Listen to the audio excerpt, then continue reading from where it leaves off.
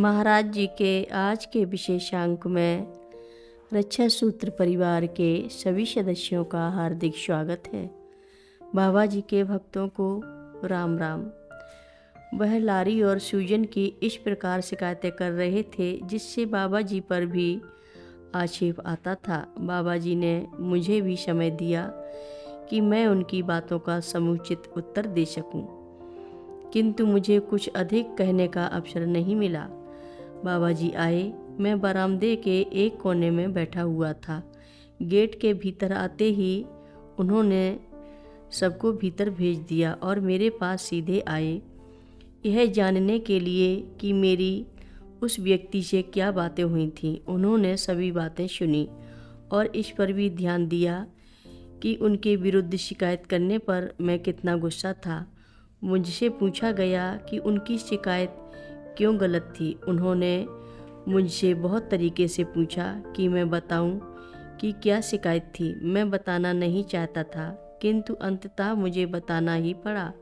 मेरी बात सुनने के बाद वे बहुत ज़ोर से हंसे। उनके हंसने का मतलब ही यह था कि इस मामले को गंभीरता से ना लूं। उन्होंने मेरा सिर थपथपाया और कहा, तुम क्या अपनी ही तरह हर एक को मूर्ख समझते हो? इतना कहकर बाबा पलंग से उठे और भीतर चले गए। देर रात हो चुकी थी, सभी लोग सो चुके थे। मैं, हीरालाल जी और 2 लोग बैठे चित्रकूट की यात्रा वृत्तांत सुन रहे थे।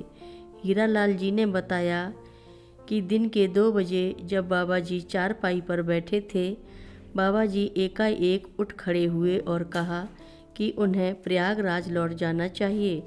बड़ा आश्चर्य हुआ क्योंकि उन्हें चित्रकूट में पूरे दिन रुकना था।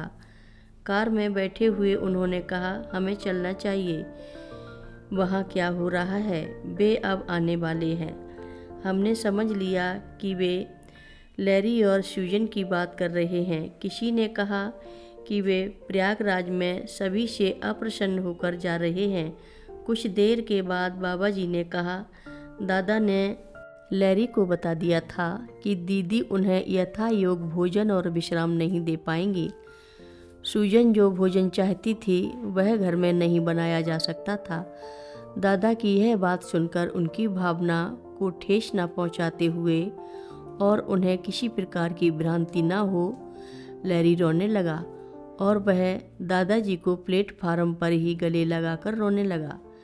स्टेशन पर क्या घटना हुई इसका अनुभव सभी को हो सके इसलिए उन्होंने कहा, दादा एक अध्यापक हैं। वे हजारों विद्यार्थियों को पढ़ाते हैं, उनको सभी बातें समझाते हैं और सबको खुश कर देते हैं। उन्होंने लैरी को भी संतुष्ट कर दिया। यह उनके लिए कठिन नहीं था। घर पास आते जाते उन्होंने फिर उसी पर बातें करनी प्रारंभ की और कहा कि जल्द पहुंचकर देखना है, कुछ और तो नहीं हुआ। हीरालाल जी के साथ बैठे हुए लोगों ने लैरी के बारे में कही हुई उन बातों की पुष्टि की जो बाबा जी ने कार में कही थी। बाबा जी को बताया कि जब दादा उनसे विदा होकर वापस आ रहे थे तब लैरी ने रोते हुए उन्हें गले लगा लिया और अपने अशिष्ट व्यवहार के लिए क्षमा मांगी थी। दादा बहुत ही दयालु और उनके प्रति नम्र रहे।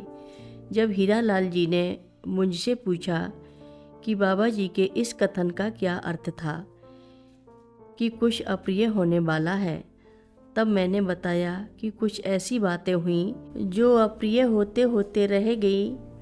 यदि बाबा जी ठीक उसी समय नहीं आए होते तो यह सब बातें समाप्त होने पर हीरालाल जी ने कहा, इन सब बातों से स्पष्ट पता लगता है कि जब वे कोई कार्य करने को कहते हैं तब वे जानते हैं क्या होने वाला है और अप्रत्याशित कुछ घटित होने पर उससे बचाव कैसे किया जाए। हमारा कार्य यदि हम उन पर विश्वास करें तो सरल हो जाता है, किंतु हमें उनकी सम्मति के अनुसार ही करना चाहिए।